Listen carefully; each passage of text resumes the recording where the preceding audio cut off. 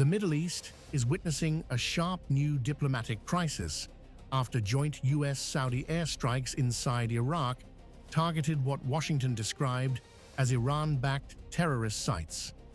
The strikes reportedly hit multiple locations in eastern Iraq and, according to Iraqi former paramilitary alliance sources cited by AFP, killed at least 10 fighters, while other reports put the death toll at 20 Iraqi fighters.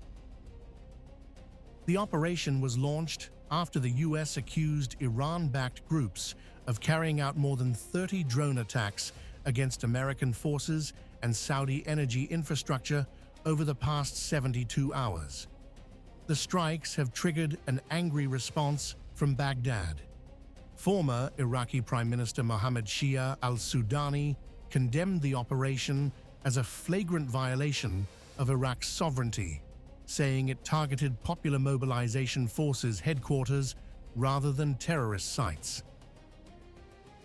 Sudani argued Iraq had already formed investigative committees to examine allegations that drones had been launched from Iraqi territory towards Saudi oil facilities. He also announced the postponement of his planned visit to Saudi Arabia, signaling a sharp deterioration in ties following the strikes. The dispute now centers on two competing narratives.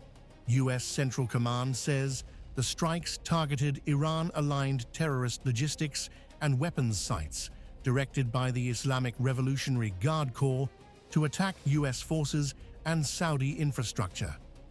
Iraq, however, insists the targets were part of the Popular Mobilization Forces, a state-recognized security institution. Baghdad has invoked Article 51 of the UN Charter, saying it reserves the right to defend its sovereignty against foreign military action. The diplomatic divide is also widening across the Gulf.